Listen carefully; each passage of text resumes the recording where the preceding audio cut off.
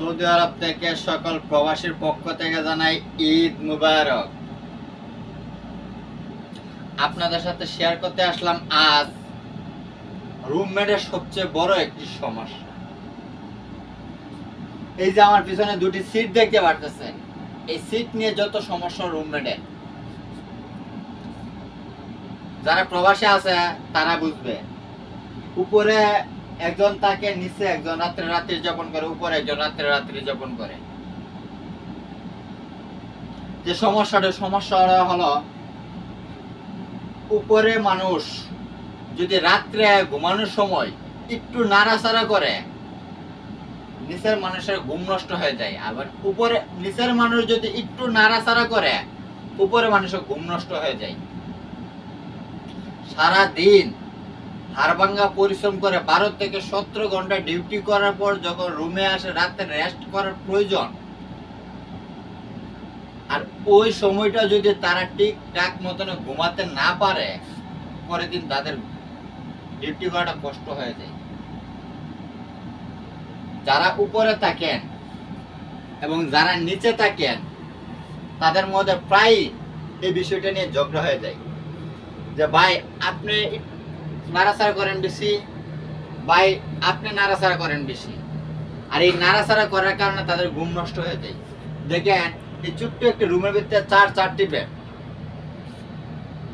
চারজন মানুষ এক এলাকার হতে পারে, এক জেলার হতে পারে, এক বিভাগের হতে পারে, এক দেশের হতে পারে, এবং বিভিন্ন দেশের হতে পারে। তাই এই ছোট্ট একটা রুমের ভিতরে চারটি বেড, এবং চারটি বেডের সাথে চারটি আলমারি বলে, এবং চারজনের সামান এই ছোট্ট একটি রুমের ভিতরে।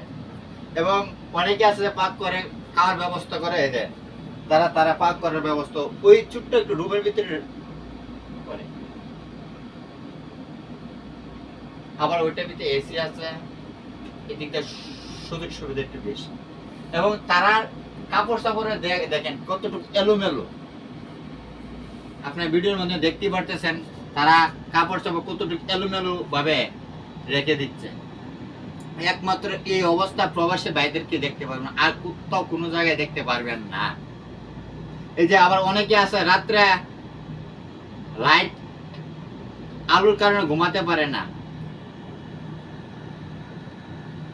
তাই তারা এই যে পর্দা, আমরা যেটা গ্রাম্য ভাষায় বলি পর্দা দিয়ে আলোকে যাতে ভিতরে প্রবেশ করতে না পারে, ওই জন্য ওই ব্যবস্থা করে রেখেছে। এদের পর্দা হয়ে গেছে, অনেকে অনেক সিস্টেমে পর্দা দিয়ে থাকে, কারণ তাদের ঘুমটার বেশি প্রয়োজন।